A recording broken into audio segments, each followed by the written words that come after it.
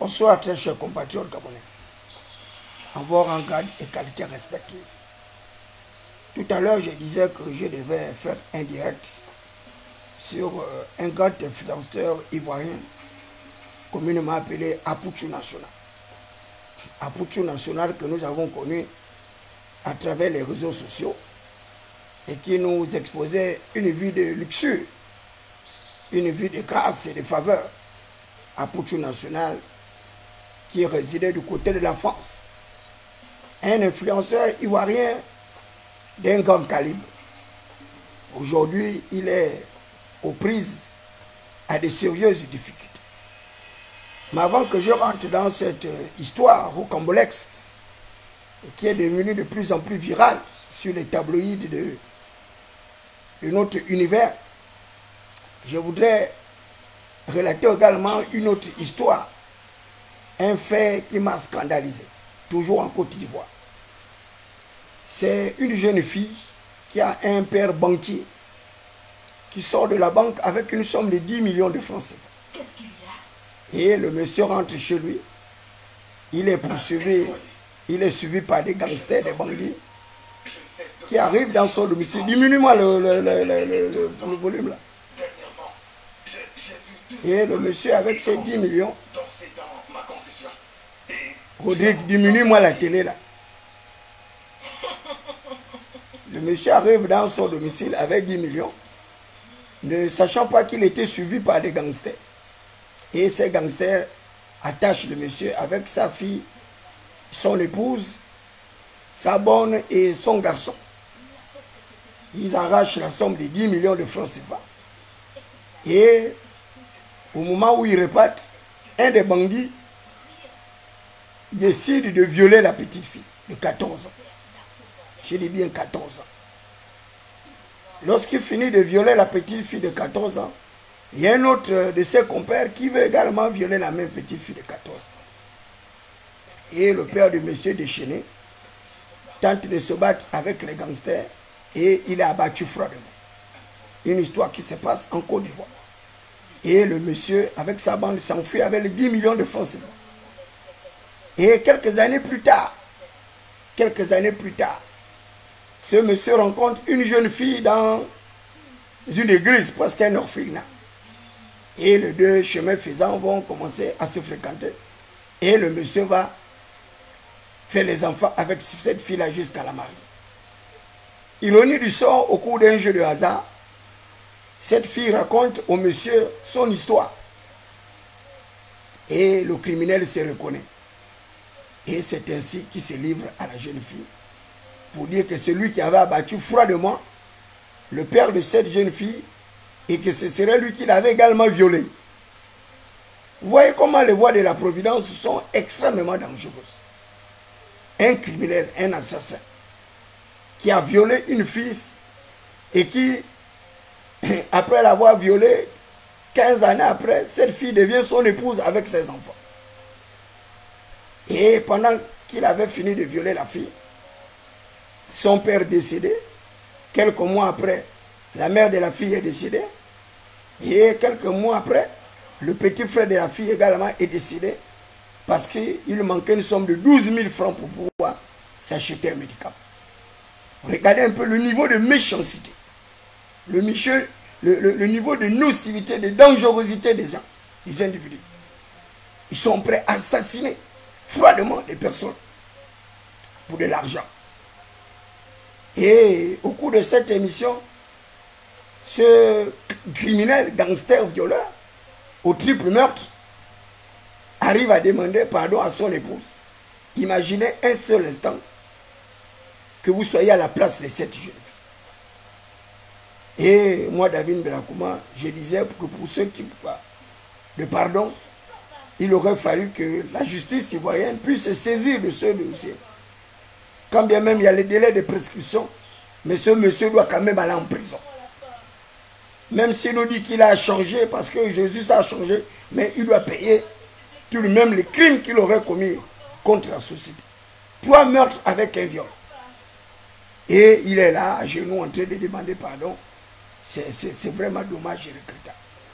Je fais ce parallèle pour attirer l'attention de toutes ces personnes qui aiment la vie facile.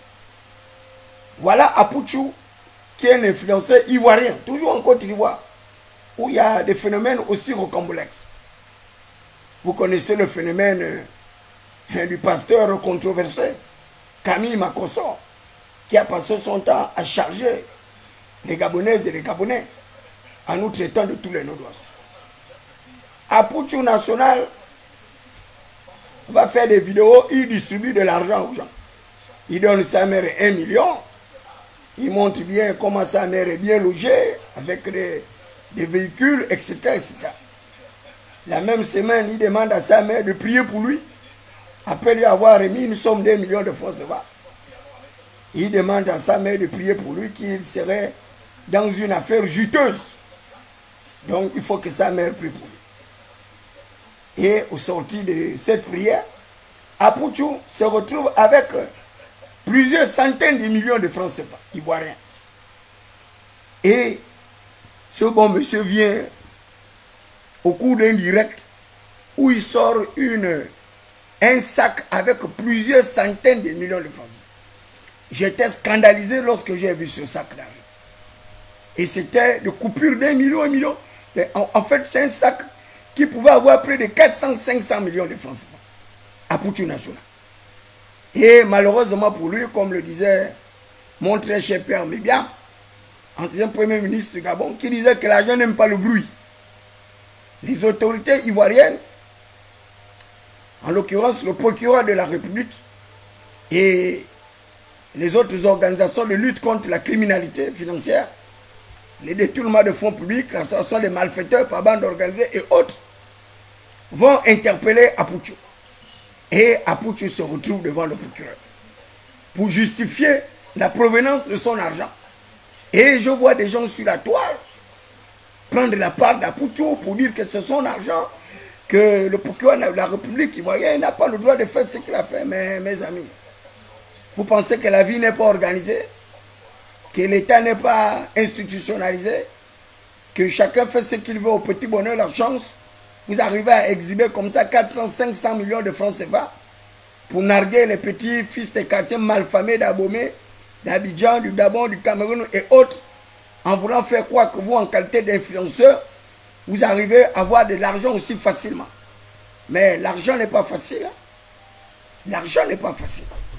Avoir de l'argent, ce n'est pas facile. Il faut arriver à tourner majestueusement sa tête et avoir une certaine éthique. Et je l'ai toujours dit aux gens qu'il y a la noblesse dans la pauvreté. Plusieurs de ces personnes qui n'ont pas d'argent, c'est parce qu'ils refusent de se salir. Ils refusent de se compromettre. Ils refusent de faire n'importe quoi. Regardez l'histoire de Balthazar. Regardez comment il a gâché sa vie. Comment il a gâché la vie de sa famille.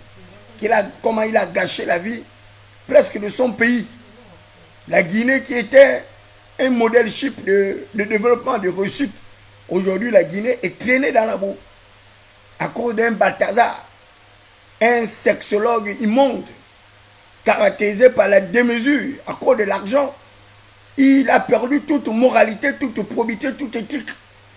Et il pouvait coucher avec même la femme de son frère, avec la femme de son oncle, avec la femme du procureur, avec la femme du ministre. Et il avait du plaisir, comme ça, à s'amuser avec sa vie. Et aujourd'hui, malheureusement pour lui, il a détérioré le capital social de la Guinée. Aujourd'hui, tout le monde parle de Balthazar.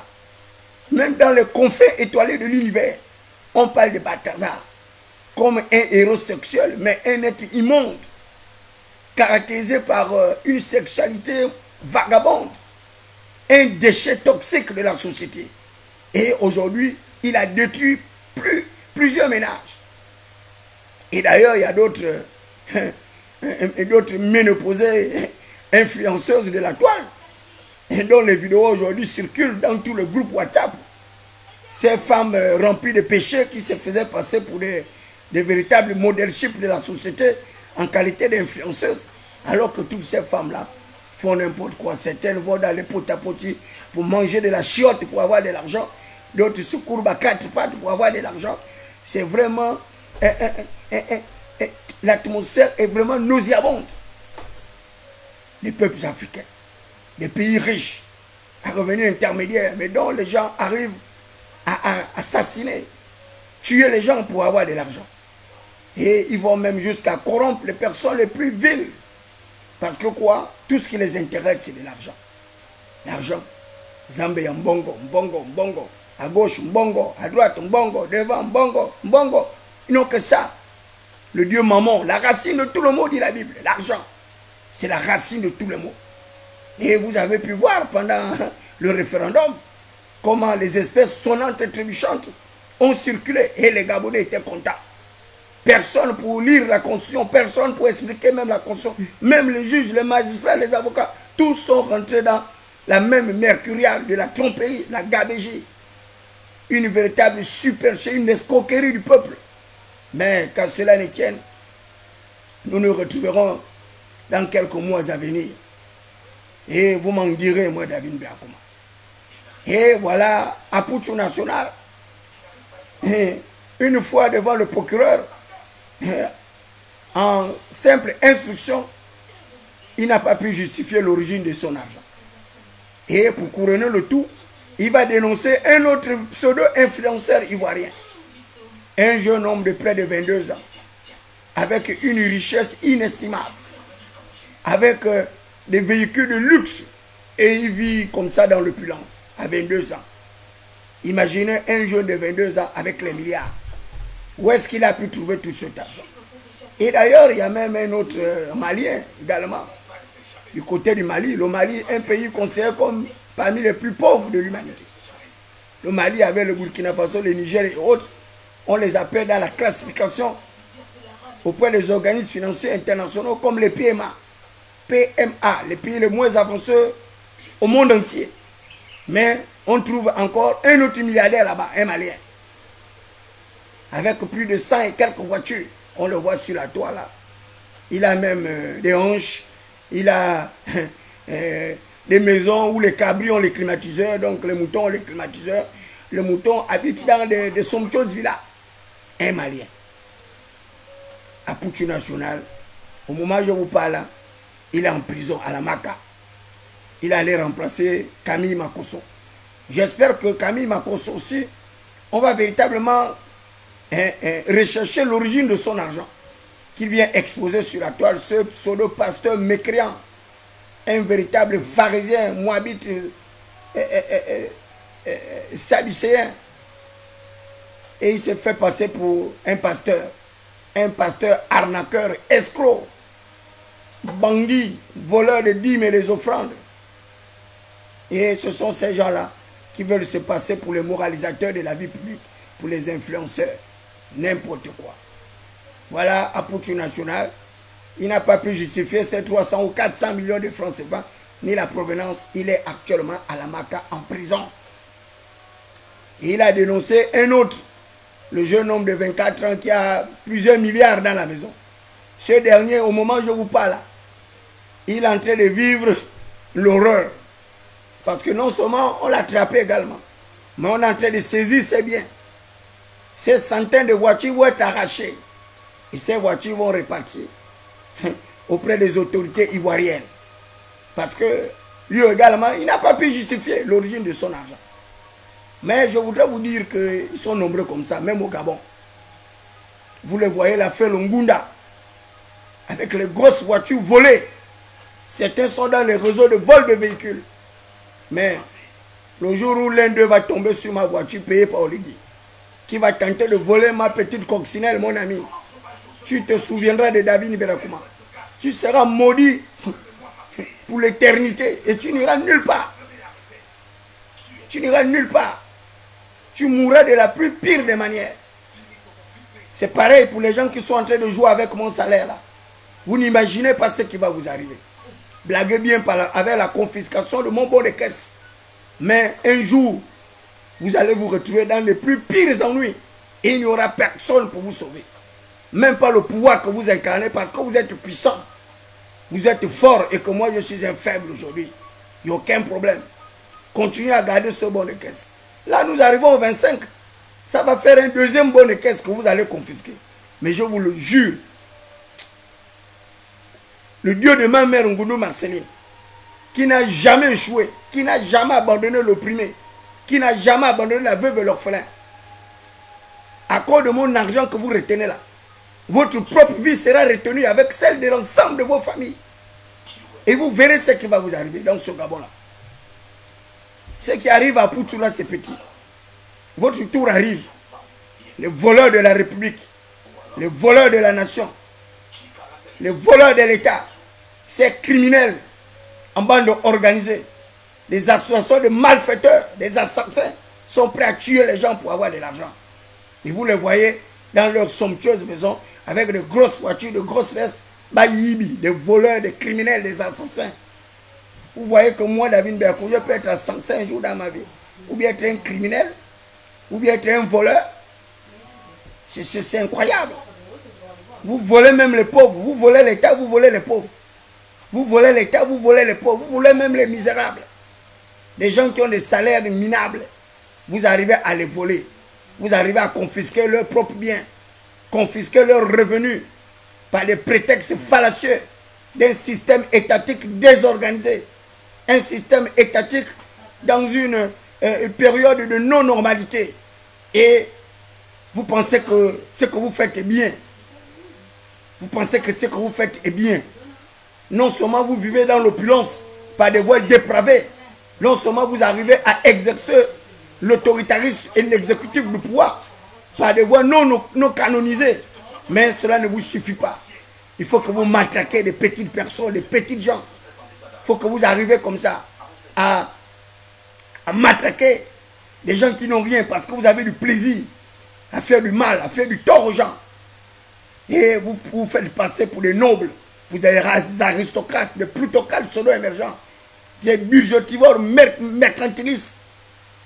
Une bande de je ne sais même pas comment les qualifier. Je ne sais pas comment vous qualifier. Un petit pays comme le Gabon, un pays à revenu intermédiaire de la tranche supérieure, considéré par les organismes financiers internationaux comme un scandale géologique, un scandale éthique, un scandale minier, un scandale financier. Mais les populations vivent dans la misère, dans la précarité, dans la pauvreté. Un petit pays d'à peine 2 millions d'habitants. On n'est pas capable d'organiser le système étatique. On n'est pas capable d'arriver à une gestion rationalisée, une gestion cartésienne des ressources humaines. On n'est pas capable d'arriver à la prospérité partagée, une justice rétributive et distributive, à chacun selon son métier, à chacun selon ses compétences, à chacun selon son humanité. Et pourtant, on a des symboles de la République à travers une maternité allaitante qui devait être celle-là, la nourricière de l'ensemble du peuple gabonais. Mais non, ce sont les mêmes nantis, les mêmes personnes placées à des mêmes postes de responsabilité qui spolient le peuple, qui volent l'État. Et ils arrivent à voler les plus petites personnes, les personnes viles qui ne sont pas capables de défendre leurs droits parce qu'ils sont puissants, ils ont de l'argent. Mais vous ne savez pas qu'au-delà de la puissance, il y aura toujours une autre puissance. Parce que vous ne serez jamais plus puissant que la puissance supérieure. Il y a une puissance supérieure qui ne pardonne jamais. On l'appelle le magistrat suprême. Jéhovah Juré, Jéhovah Shama, Jéhovah Shaddai, Jéhovah Adonai, Jéhovah Mikaléchen, Jéhovah Refoka, Jéhovah Alpha Oméga. C'est lui le dernier des derniers, le suprême des suprêmes. Parce que vous êtes des mécréants, vous êtes des... Je ne sais même pas comment vous qualifier. Vous arrivez à voler les veuves, à voler les orphelins, à voler les misérables, à voler les pauvres. Parce que vous vous plaisez de vivre dans l'opulence, dans la luxure. Et cela vous fait du bien, le confort, hein, d'affaiblir les personnes faibles. Parce que vous voulez que ces gens-là soient comme vous. Soient comme des voleurs, des gangsters. Moi, David Blakouma, je ne serai jamais un gangster. Je ne serai jamais un voleur. Et je ne verserai jamais le sang de quelqu'un. Parce que quoi? Je vais chercher à avoir de l'argent. Donc, vous êtes en train de jouer avec votre propre vie. Parce que l'Éternel des armées, l'avocat des malheureux, il ne changera jamais. C'est un Dieu incorrigible, un Dieu incorruptible. Il dit dans sa parole que plaide ta cause. Produis toi-même tes moyens de défense. Plaide ta cause. Produis toi-même tes moyens de défense. Au ciel là-bas, il y a les tribunaux. Au ciel, il y a les tribunaux. C'est vous qui ne savez pas. Vous voyez la vie comme un jeu comme ça. Parce que vous ne connaissez pas ce qui se passe dans ce monde-là. Au ciel, il y a des avocats là-bas. Au ciel, il y a les cours. Il y a les tribunaux de première instance du ciel. Il y a le cours d'appel. Il y a le cours de cassation. Lorsque je vais intenter mon pourvoi en cassation, mon ami, lorsque je vais soulever une juridiction d'exception, comme celles qui sont dans vos constitutions, que vous n'arrivez même pas à lire, vous pensez que vos juridictions humaines là vont faire quoi? Vos juridictions humaines là ne servent à rien. Ce sont des juges corrompus, des magistrats corrompus, et d'ailleurs des magistrats aux ordres qui ne peuvent même pas rendre la justice. Vous donnez raison à celui qui a tort et vous donnez tort à celui qui a raison parce que vous prenez le pot de vin, vous prenez de l'argent. Mais au ciel là-bas, il n'y a aucun juge corrompu, il n'y a aucun magistrat corrompu. Lorsque le misérable crie, lorsque le pauvre crie, l'Éternel entend. Et là, je vous dis, la prière du juste a une grande efficacité. La prière du juste a une grande efficacité. Il y a plein de personnes que vous voyez là. Vous les voyez dans les grosses voitures. Nombreux sont malades. Certains ont des hémorroïdes aiguës. D'autres ont des diabètes chroniques. D'autres ont des cancers dans leur propre corps. Parce qu'ils ne savent même pas les origines de leur maladie. Ce sont des maladies qui défient même la science. Malgré leur argent. Ils vont aux États-Unis ou en France. Il n'y a aucun diagnostic. Mais parce que vous flagellez les gens. Vous flagellez la veuve. Vous flagellez l'orphelin. Vous flagellez les malheureux. Et vous pensez que vous allez vivre cette existence-là, terrestre-là. Vous allez accumuler l'argent. C'est d'autres personnes qui viendront manger votre argent. Vous allez construire les tours, les palais. C'est d'autres personnes qui viendront dormir dans vos tours et dans vos palais. Parce que l'Éternel est juste. C'est un Dieu bon, un Dieu réparateur de tort. Et il ne changera pas. L'Éternel des armées ne changera pas. Le Dieu qui a créé l'univers, le Dieu qui a créé les constellations, le Dieu qui a mesuré les eaux de la mer dans le creux de sa main, le Dieu qui commande les tempêtes, qui commande les astéroïdes, qui commande les corps célestes en mutation. Ce Dieu-là, vous ne le connaissez pas. Et ce Dieu-là va vous surprendre. Ce Dieu-là va vous surprendre. Le Dieu du Gabon est un Dieu de surprise désagréable. Le Dieu du Gabon, c'est un Dieu de surprise désagréable. Comme vous, la nature ne vous enseigne pas. Parce que vous pensez que la force, c'est avoir le pouvoir étatique. La force, c'est incarner toutes les prérogatives de puissance. La force, la puissance, vous ne connaissez pas. Vous ne connaissez pas l'au-delà de la puissance. L'au-delà de la puissance. La Bible dit que Christ est la personnification et la sagesse manifestée du Dieu créateur. Christ est la personnification et la sagesse manifestée du Dieu créateur. Jésus-Christ de Nazareth. En lui étaient cachés tous les trésors de la sagesse et la connaissance.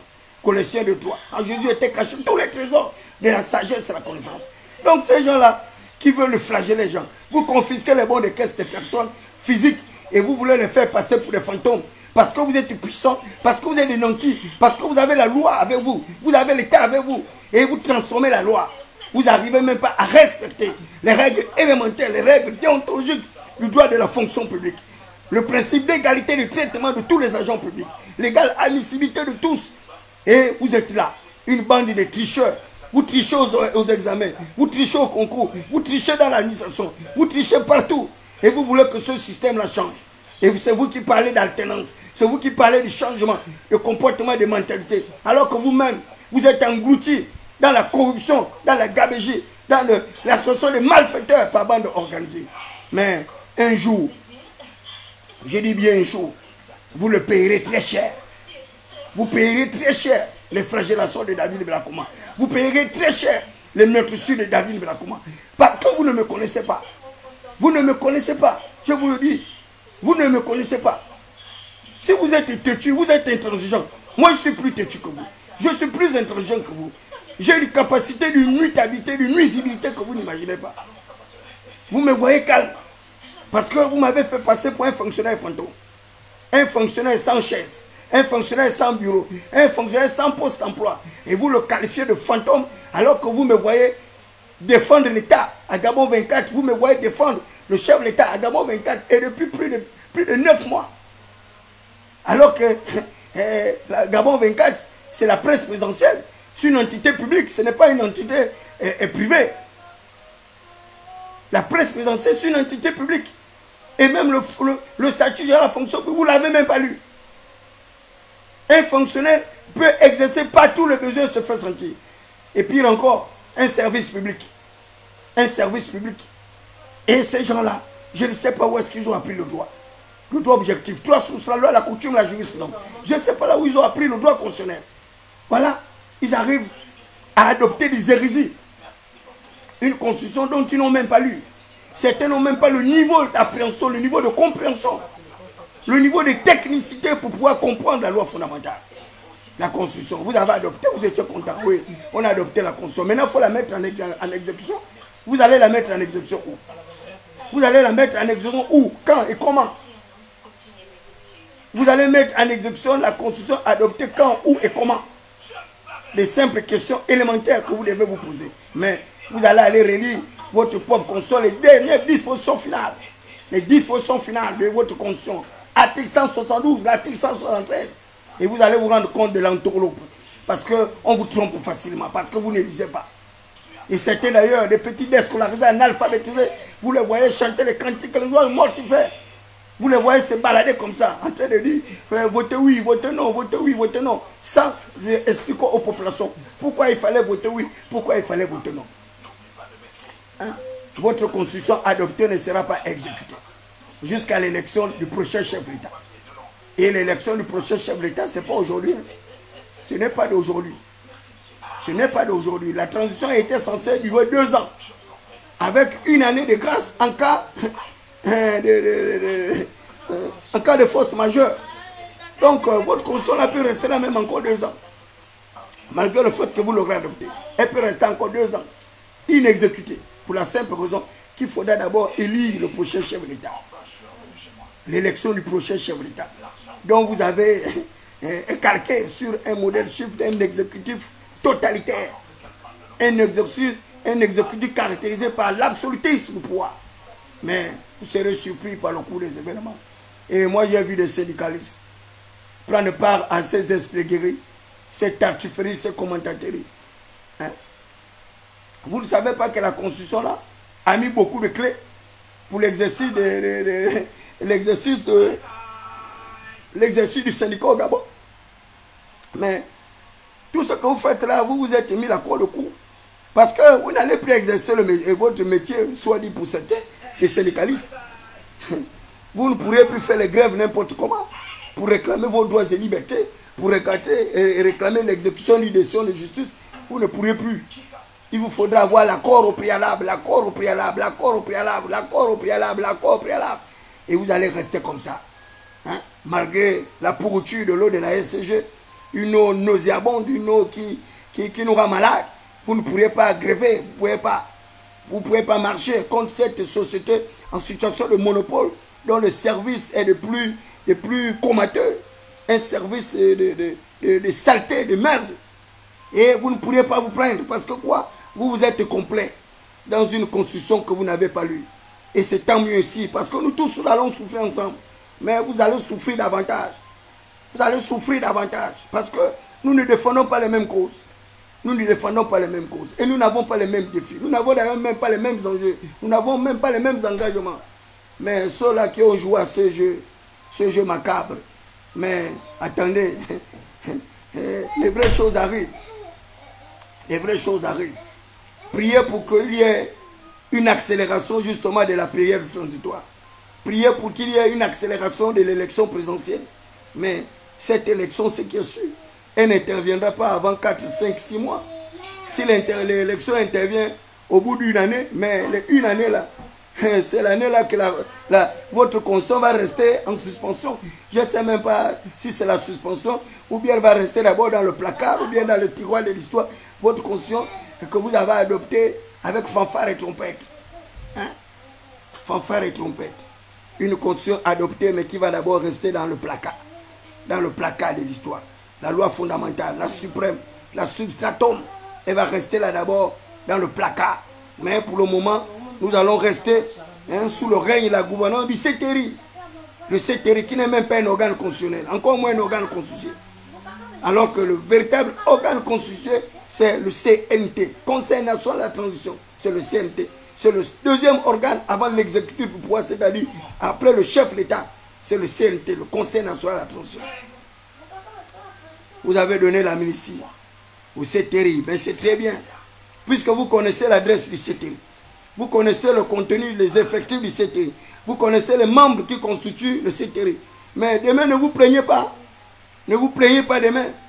Lorsque vous allez vous rendre compte que le CETERI, c'était une véritable nébuleuse. une véritable nébuleuse avec les milliers et des milliards de personnes que vous ne pourriez plus jamais poursuivre.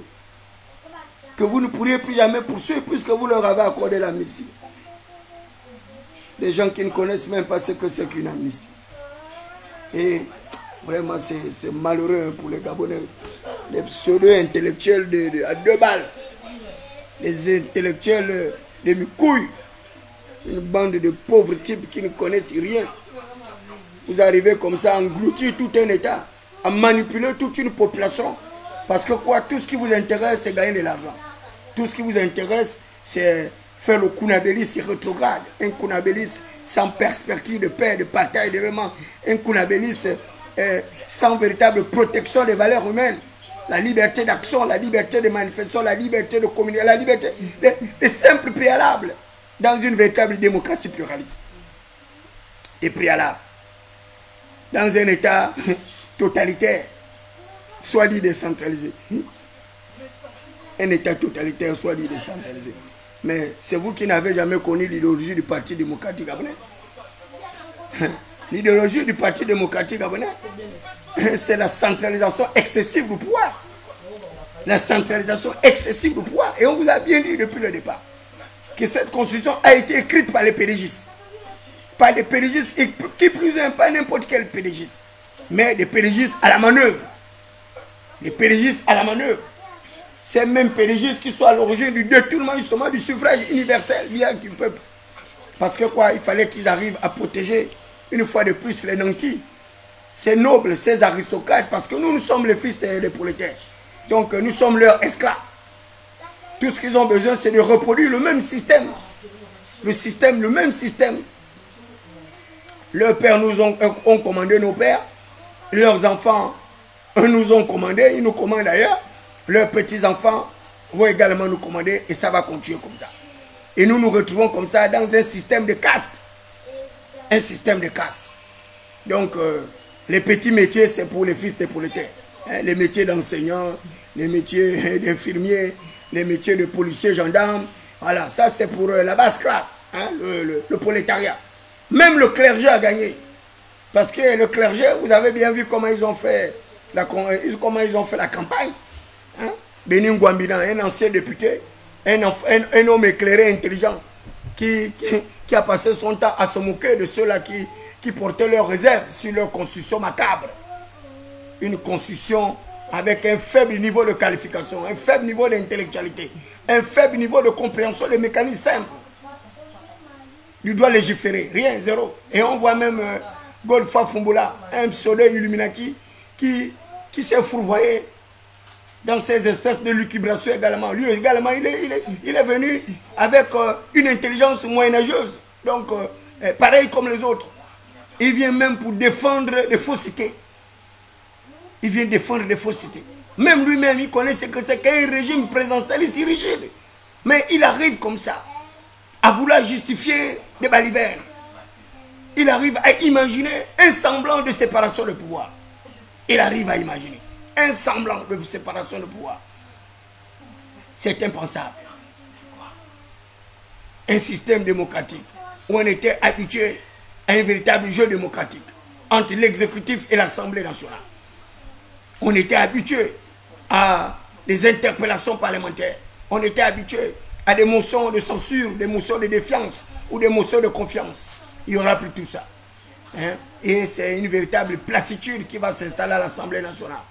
Avec les mêmes députés moribonds, avec un faible niveau de qualification. Hein? Et vous avez vu ces députés qui sont sortis des quartiers malfamés, hein, des Kingele, la baie des cochons, Dragon, Abeya. Et qu'est-ce que vous aurez pu attendre de ces personnes? Zéro. Il n'y avait rien à attendre d'eux. Et c'est pourquoi je disais à mes partisans, mes frères et amis, partisans du non, j'ai dit vous perdez votre temps. Vous perdez votre temps, ce n'est pas utile. Préservez votre énergie, conservez votre énergie pour la suite. Parce que les véritables batailles sont à venir. Et les véritables batailles vont commencer à partir de janvier 2025. C'est là où la véritable tourmente va arriver. La tourmente. Hein? L'Éternel va commander l'Orient. L'Éternel va commander l'Occident. Il va commander le vent du Nord. Il va commander le vent du Sud. Et là, les gens vont se retrouver avec des présages. Avec des présages. tous ceux qui ont fait des petits calculs. Mais sachez-le qu'il y a ceux qui n'obtiendront aucun calcul. Et les calculs vont s'avérer faux parce que l'équation a été mal posée. L'équation a été mal posée et il n'y aura pas de solution. Parce que l'inadéquation entraîne l'inadéquation. L'inadéquation va entraîner l'inadéquation. Et les gens vont se retrouver une fois de plus perdus. Les gens vont se retrouver une fois de plus perdus. Ils vont crier au scandale. Oh, on a été trompé. Non, vous n'avez pas été trompé. Vous êtes des trompeurs. Parce que vous êtes des trompeurs, vous vous êtes trompé vous-même. Personne ne vous a trompé. Moi, je vois même Jonas Moulenda aujourd'hui avec l'anglais qui sont en train d'accuser Oligui Nguema d'avoir, je ne sais pas, imposé une condition. Oligui Nguema ne vous a pas imposé cette condition. Du début jusqu'à la fin. Il ne vous a pas imposé cette condition. Il vous a laissé le temps. Il vous a laissé la latitude de pouvoir mettre en exergue une constitution qui devait satisfaire l'intérêt du plus grand nombre de personnes. Mais malheureusement, les gens sont habitués à l'argent. Les gens sont frileux. Ils sont habitués à la corruption. Et ils ont imaginé tout le chemin. Et c'est pourquoi, même pendant la campagne, ils ont mis la figure d'Oligui Nguema devant. Et ils ont tout fait pour que Oligui Nguema puisse prendre parti, alors qu'il était censé garder sa neutralité en tant que chef de l'État. Donc le père de oui et de non. Donc il devait rester tout simplement au centre. Donc aujourd'hui, ils se réjouissent. Ils se réjouissent du leadership de Oligui Nguema. Parce qu'il leur a permis d'avoir de taux de vote qui oscillait les 80-90%. Quand bien même le taux d'abstention était très élevé. Mais ce qui les intéressait, c'est les pourcentages. Les pourcentages électoraux. 500 inscrits, 200 votants. Oui, 197 voix. Donc pour eux, ça fait 98%. Et c'est les pourcentages là qu'ils recherchent. Donc tous ceux qui se sont abstenus, leur importe mieux. Leur importe peu. Parce qu'ils ne savent même pas interpréter des résultats électoraux. Ils ne savent même pas anticiper dans l'interprétation de ces résultats. Moi, j'étais déjà en avance. Je leur avais déjà dit qu'à la lueur où vont les choses, l'abstention sera le premier vainqueur. Et l'abstention qui a déjà pris le dessus là, ça va continuer comme ça, même jusqu'à la présidentielle. Pire même aux différentes élections, locales et législatives, je vous dis, ce serait pareil. Il va être difficile pour vous de lutter contre l'abstention. Parce que la désaffectation du peuple ne peut plus vous permettre de rêver de nouveau. Non. Ne peut plus. Les Gabonais n'ont plus confiance. Ils n'ont plus confiance en qui que ce soit. Ils n'ont plus confiance au clergé. Ils n'ont plus confiance aux associations. Ils n'ont plus confiance aux organisations non gouvernementales. Ils n'ont plus confiance aux acteurs politiques. Ils n'ont plus confiance aux associations. Ils n'ont plus confiance en qui que ce soit. Ils n'ont même plus confiance à l'État. Un État paternaliste, un État protecteur. Les Gabonais n'en ont rien à foutre aujourd'hui. Et c'est dommage d'avoir détruit comme ça le capital social de toutes ces personnes qui avaient une certaine empathie, qui avaient une certaine sympathie à l'égard de leur héros national qu'ils ont considéré comme un véritable libérateur.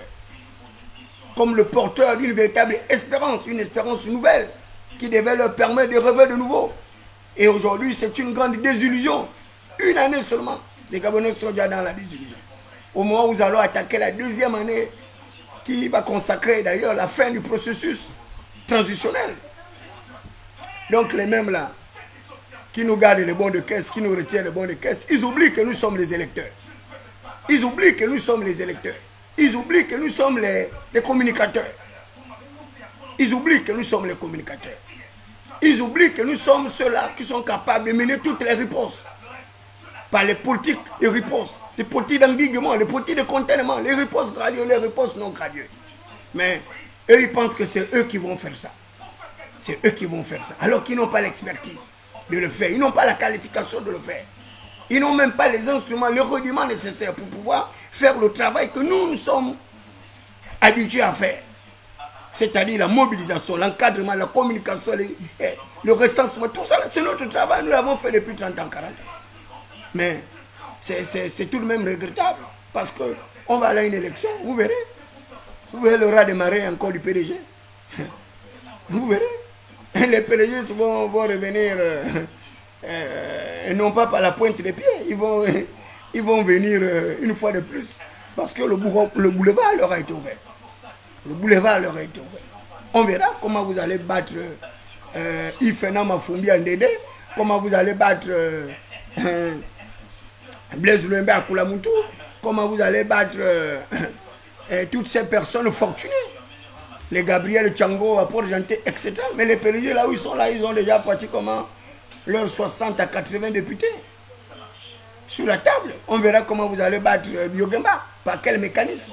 Pourquoi? Parce que quoi? On n'a pas rajeuni la classe politique. On n'a même pas préparé le remplacement de cette classe politique vieillissante.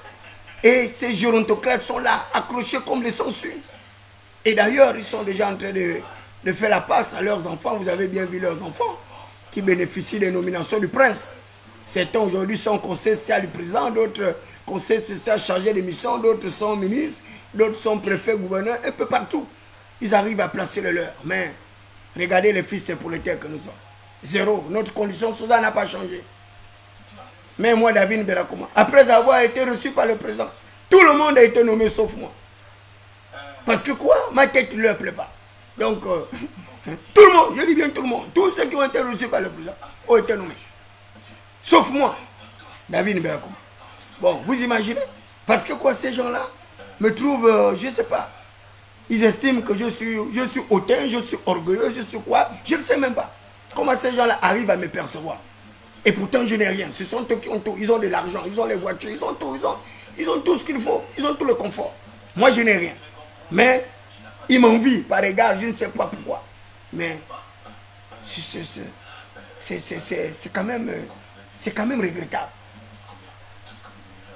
Et ces personnes qui m'en veulent, c'est les mêmes personnes que je défends encore. Parce qu'ils n'ont même pas les personnes pour pouvoir les défendre. Ils ne sont pas qualifiés. Ils ne sont pas qualifiés.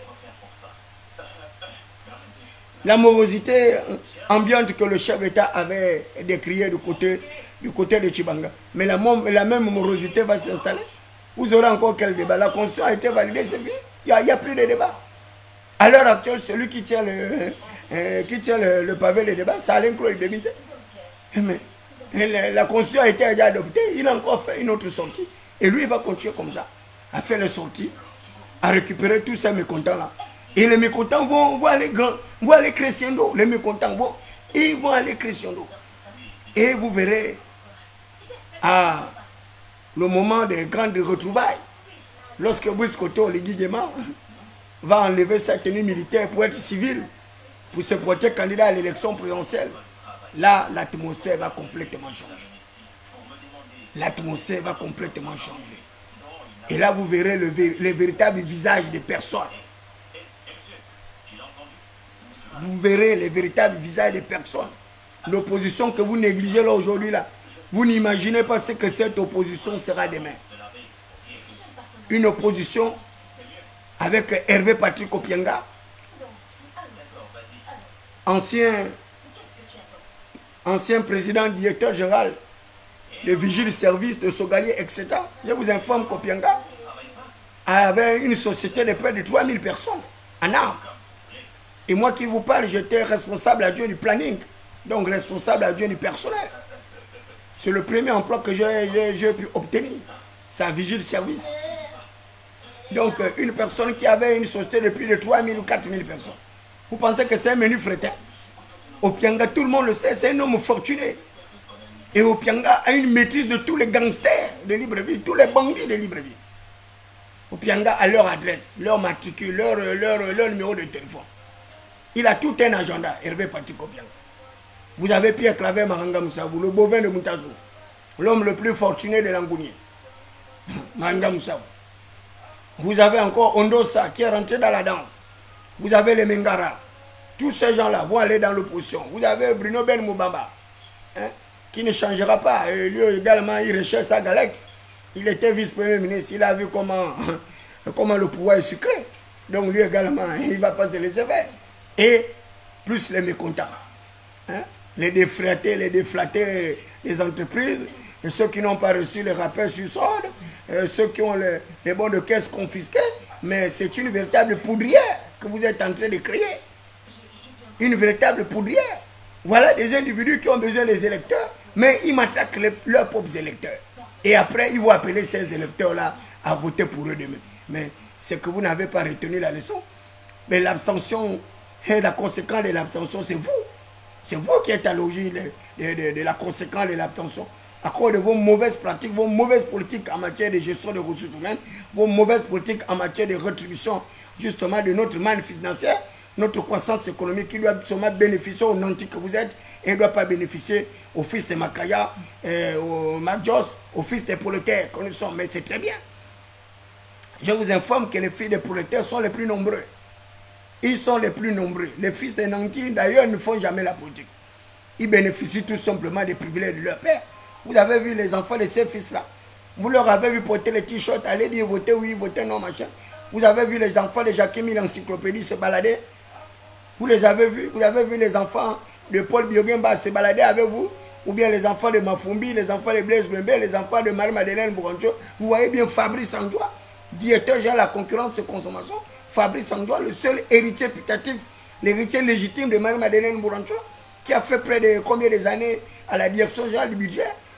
Vous voyez ce type-là porter un t-shirt pour dire aux populations d'aller voter oui.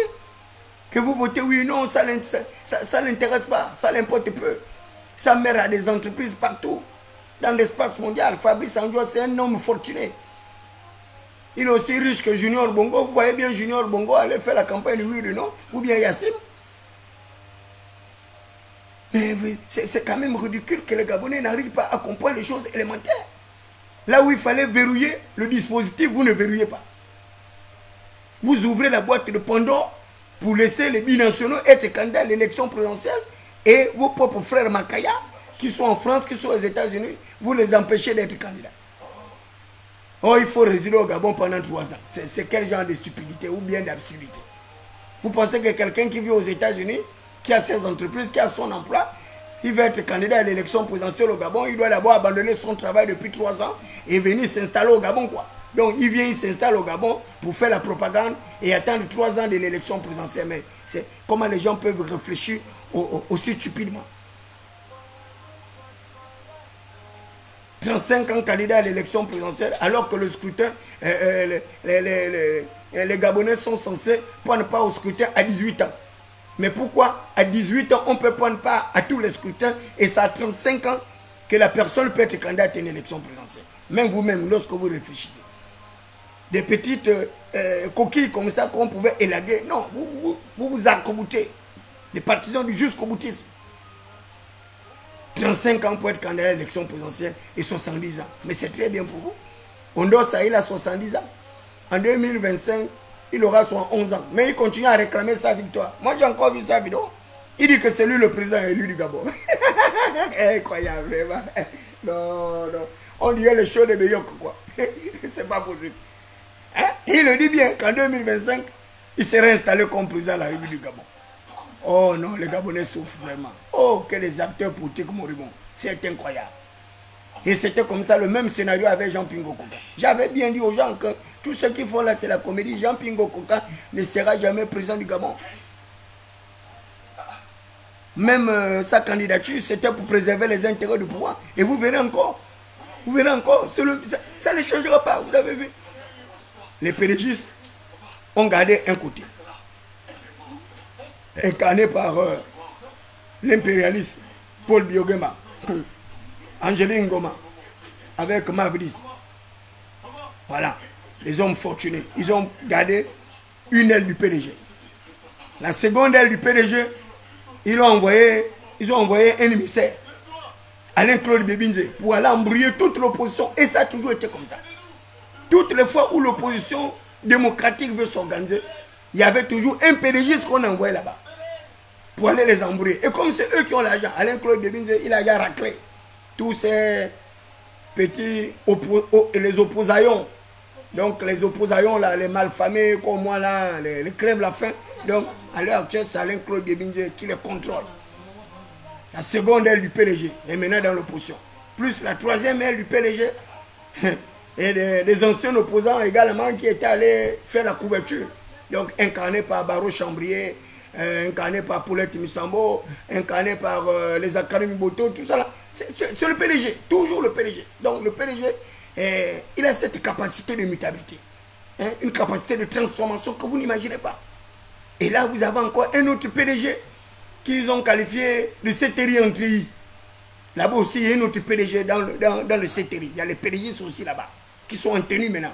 Les PDG en tenue camouflée, ils sont là-bas. Donc, Oligui, au milieu comme ça de ce carré magique, il est là au milieu de ce carré magique. Enfermé dans une as.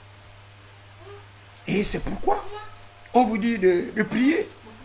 Priez pour le pays, priez pour la patrie. Priez pour votre héros national. Il a une difficulté. Je vous dis, priez pour Oligui Nguema. Priez pour sa famille. Priez pour ses épouses. Priez pour ses enfants. Parce que nous sommes en danger. Nous sommes en danger. Ne voyez pas l'atmosphère là telle que vous la voyez là. Les gens calment dans les maisons. Vous n'imaginez pas les sordis du plan que ces gens-là sont en train d'imaginer dans leur cours. Les courtisans, les intrigants. Vous n'imaginez pas ce qu'ils sont en train de faire. Ce qu'ils sont capables de faire à cause du pouvoir. Parce qu'ils veulent préserver leurs privilèges. Ils sont prêts à tout. Et vous serez surpris. Le référendum là n'était que les prémices de ce qui va arriver pour la présidentielle. La présidentielle arrive.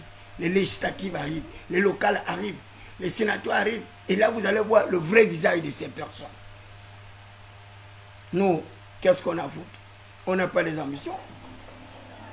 Les 71 ans là que... Les 70 ans que vous avez mis dans cet encadré là, 35, 70 ans, vous savez déjà que les Jamping, les Nzouba, les Ondosa, toute la vieille classe là est déjà disqualifiée. Donc là maintenant, comme ils savent qu'ils sont disqualifiés, les Ngari, tout ça là, qu'est-ce qu'ils font? Ils vont maintenant chercher les filleuls. Les filleuls c'est qui? Mais c'est les Oyima. C'est les filleuls, c'est l'Oyima. Les Oyiba, mon frère Jevonian, les Guibetra Mapangou, les Blaise Lembe, les... comment on appelle ça? Mavidis, Ifena Mafumbi. Les PDG sont beaucoup de cartes. Les PDG sont beaucoup de cartes. Ils ont beaucoup de jeunes fortunés. Beaucoup de jeunes fortunés qui peuvent aller à la conquête du pouvoir. Ils sont nombreux. Les Hervé Patrick Kopianga, ça c'est le prochain candidat à l'élection présidentielle. Ça c'est inévitable. C'est inévitable. Donc, préparez-vous les amis. Vous qui êtes le soutien inconditionnel, le soutien loyaliste, on verra dans quelque peu. On verra dans quelque peu comment vous allez vous comporter dans le soutien que vous avez toujours manifesté à l'égard de votre héros national. Parce que je vous dis, il y aura beaucoup de candidats et des candidats fortunés. Des candidats aussi fortunés qu'Oligui Nguema. Donc il y aura à boire et à manger partout. Et c'est là où vous aurez du mal à identifier les véritables électeurs. Parce qu'ils seront partout. Ils vont porter le t-shirt de Pianga le matin. Le soir, ils vont porter le t-shirt d'Oligui. Le lendemain matin, ils vont porter le t-shirt d'Alain Claude Bébinze. Et ainsi de suite. Et le jour du scrutin, ces personnes auraient disparu. Vous ne les verrez plus. Vous allez vous retrouver le matin. Mais où sont partis les militaires? Ils sont partis. Ils vous ont zappé. Donc, continuez à blaguer avec votre vie. Continuez à brimer les gens. Continuez à garder les bons de caisse des gens. C'est bien pour vous. Puisque ces gens-là ne sont pas des électeurs. Vous n'aurez pas besoin d'eux pour faire votre propagande. Vous n'aurez pas besoin d'eux pour voter celui-là que vous aurez choisi pour incarner justement le règne totalitaire du pouvoir. Mais un jour, je dis bien un jour, vous savez, je vais terminer par là.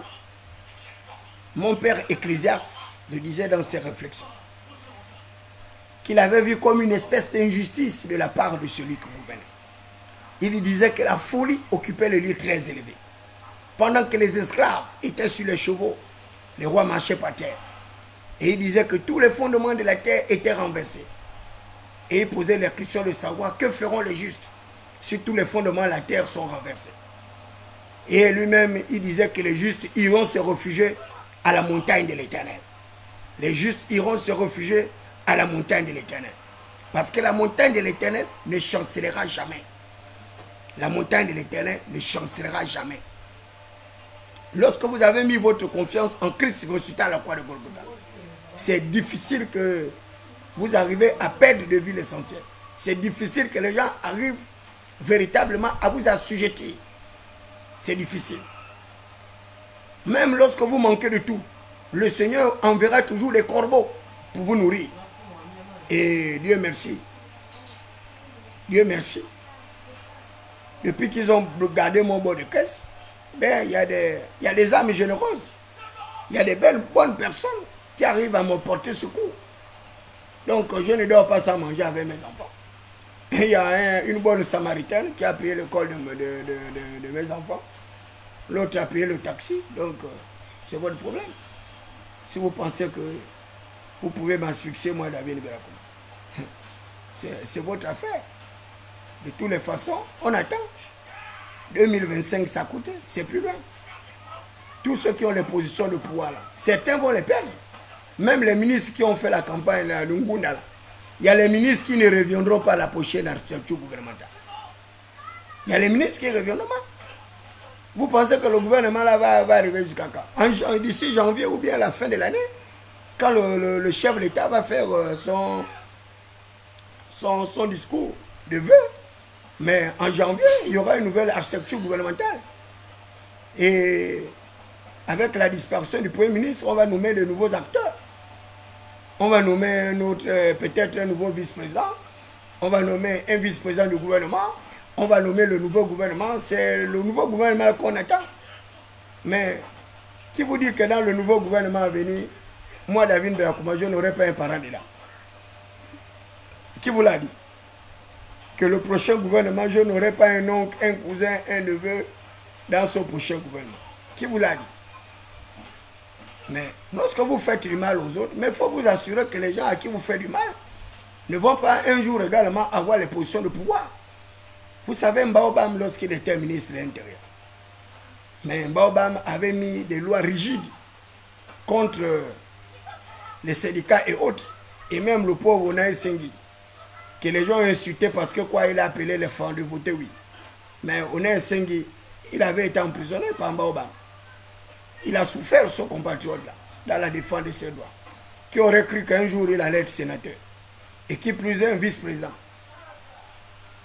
Le pasteur Ngoussi, tout le monde sait comment le pasteur Ngoussi a souffert du martyr, le martyr du système Bongo PDG. On a brûlé sa chaîne de radio-télévision sans dédommagement. À plusieurs fois, il a été interpellé, son épouse est décédée dans des conditions tragiques. Qui aurait pu penser qu'un jour il allait être vice-président du Sénat? Personne. Les batailles de Paulette Missambo, c'était pareil. Lorsqu'elle a quitté le PDG. Mais elle a subi les murs, elle n'est pas mûre. Mais elle est restée carrée dans sa position. Elle a perdu son époux. Mais elle n'a pas renoncé à sa bataille. Elle a poursuivi sa bataille. Elle est allée aux élections. Elle a eu les résultats qu'elle a eu. Aujourd'hui, elle est présidente du Sénat. Paulette Missambo. Un exemple de courage et de la détermination. On a vu Baro Chambrier pareil. Comment il a souffert, même pour aller à Franceville. On a tenté de le lyncher, de le bastonner. Mais Baro Chambrier est resté carré. Il avait héritage de modernité, il y a eu les scissions, machin. Il a gagné au cap. Aujourd'hui, il est vice-premier ministre. Qui vous dit pas que Baro Chambrier demain sera vice-président de la République? Qui vous l'a dit? Baro Chambrier, mais c'est quelqu'un qui a un avenir radieux. Baro Chambrier, c'est quelqu'un qui a un avenir radieux. Il est jeune, il a compris, il a su saisir la balle au bon, il a renoncé à ses ambitions, il accompagne le prince, dès lors que ses intérêts sont protégés. Que sa clinique continue à faire fortune avec les nouvelles technologies et autres. D'ailleurs, c'est l'une des cliniques de Pointe à l'heure actuelle. Donc, la famille Chambrier, elle continue à vivre, elle va continuer à vivre dans le confort. Ils sont combien? Rien que leur clinique Chambrier, il y a peut-être au moins 14 Chambriers avec des doctorats. Et des doctorats dans plusieurs domaines, plusieurs spécialités. Et là où on parle à leurs enfants, soit à l'étranger, dans des grandes universités, et vous pensez que le système là va changer du jour au lendemain, c'est faux. C'est faux. Le système là ne changera pas. Dès lors que les fils de prolétaires, vous allez continuer à apprendre dans les écoles de seconde zone. Vous allez apprendre dans les écoles de seconde zone. Hein? L'école publique de Kingele, l'école publique de Dragon, d'Aveya, d'Achibichos, de machin. Ça, c'est les écoles, ça. Mais eux, ils apprennent dans les écoles conventionnelles. Où ils ont des effectifs de 20 personnes, des effectifs réduits avec les enseignants de haut vol. des enseignants qui viennent d'ailleurs des pays industrialisés. Vous allez en voir qui nos mêmes enseignants qui recherchent les rappels sur sol, qui cherchent justement les avancements, qui cherchent encore les reclassements, qui cherchent les titularisations, qui cherchent qui soient à la recherche de tout et de rien. Et vous pensez que vous allez changer le système comme ça? Jamais. Mais pour changer le système, il faut que le plus grand nombre des enfants de pauvres familles aient accès à l'éducation, aient accès à la santé, aient accès à l'amélioration de leur savoir, à leur connaissance, aient accès à la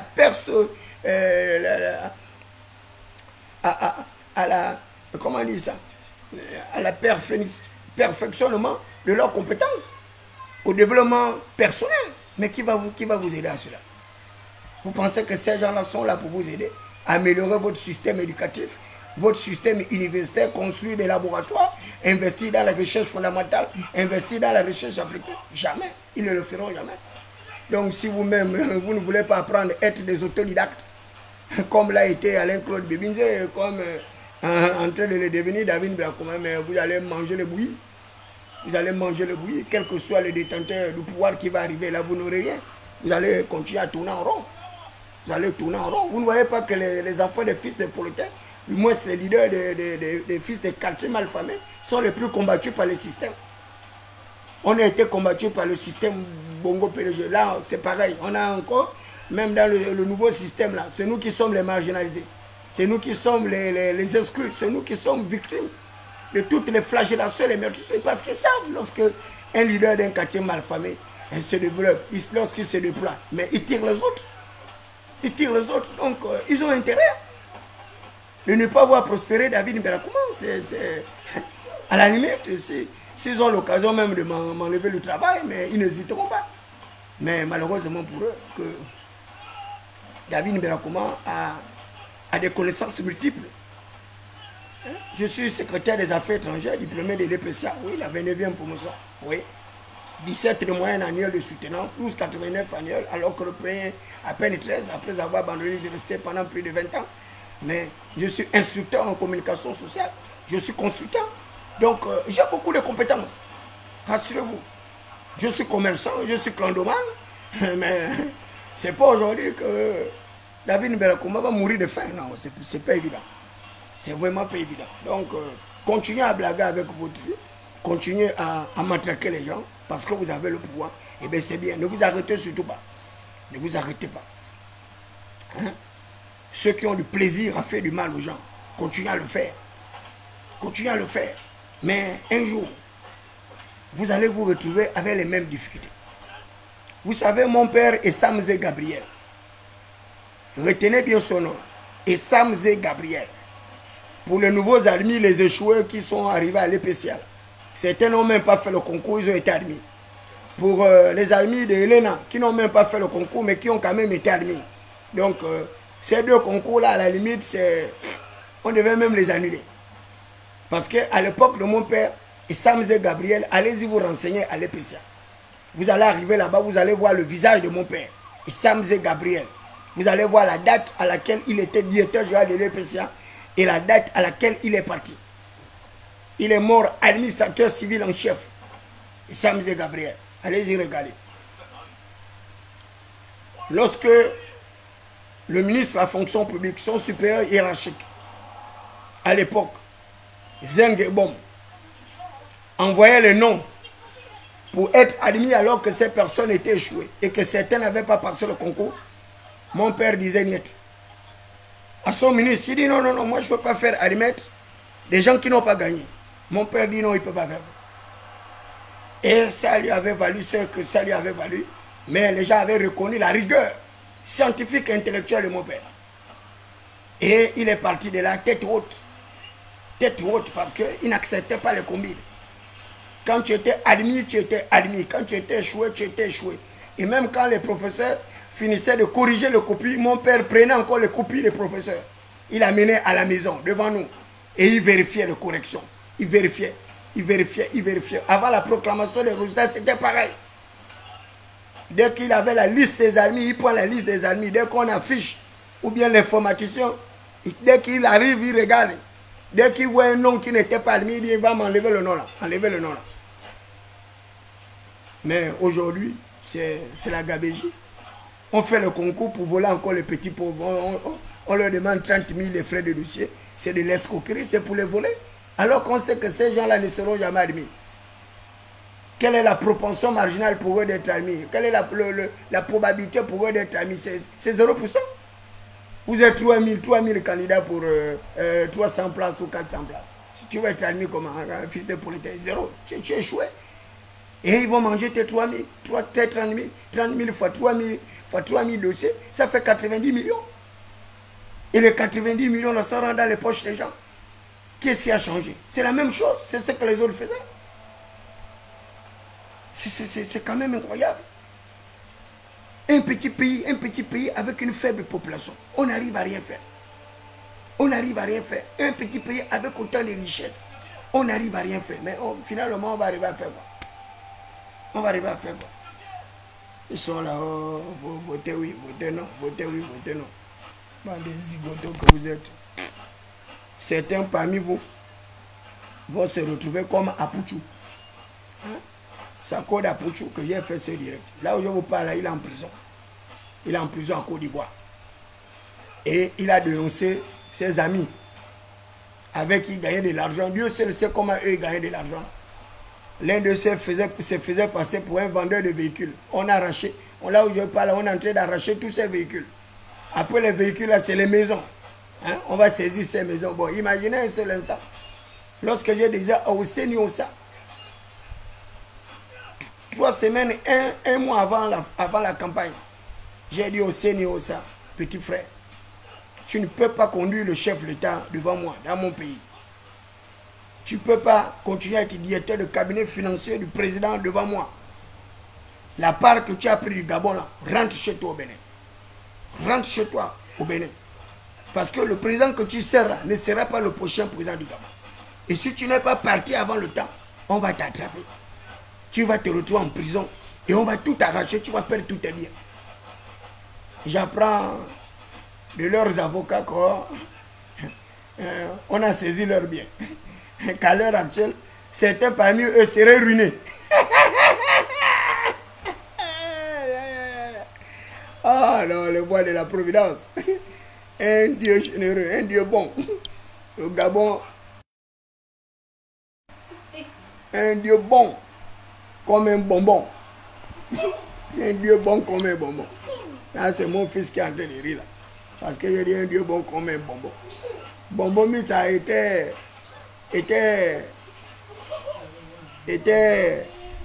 Non, je préfère laisser comme ça.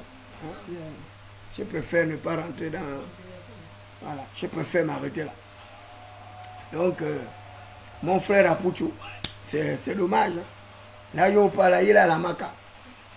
Et avant qu'il aille en prison, il avait fait un direct. Il disait qu'à la maca là-bas, il y avait un prisonnier qui était chargé de sodomiser les gens là-bas. Il a cité le nom du monsieur, il a affiché le nom du pauvre monsieur. Et c'est dans la prison là où il allait rejoindre le monsieur là. Donc priez pour lui, priez pour Apuchou. Parce que quand il va rencontrer ce prisonnier là en furie là, je ne sais pas comment il va faire. Donc Apuchou National est en danger là-bas en prison. Il est en danger. Il faut prier pour lui. Les voitures qu'il avait là, à Mana, tous les sacs, non, si vous avez vu l'argent là, la vidéo là, il n'y avait pas moins de 400 millions dedans, dans le sac là. Ils ont pris tout son argent, à Mana. Là maintenant, on est en train de démanteler leur réseau. Hein? Les associations de malfaiteurs par bande organisée. Bayibi. Tu le vois là sur la toile en train de faire le ngunda alors que ce sont des malfaiteurs. Il ne sait pas qu'il y a le blanchiment des capitaux qui est combattu par les États. Il ne sait pas qu'il y a le financement du terrorisme qui est combattu par les États. Il ne sait pas qu'il y a l'enrichissement illicite qui est combattu par l'État. Lui, il pensait quoi? Un petit plaisanteur. C'est bien fait pour toi. Tu vas aller méditer là-bas, là où tu faisais le ngunda, tu buvais le champagne là-bas, là, mon ami. C'est l'eau de la pluie que tu vas aller boire là-bas. C'est la boîte de sardines que tu iras manger à la Maca là-bas. Avec tous les grands gangsters d'Abidjan, tous les grands brigands de Yopougan. Tu vas te retrouver là-bas en train de dormir dans des conditions les plus précaires, les plus difficiles. Parce que quoi? Tu as voulu jouer avec l'argent. Mais bien, vous avez bien dit que l'argent n'aime pas le bruit.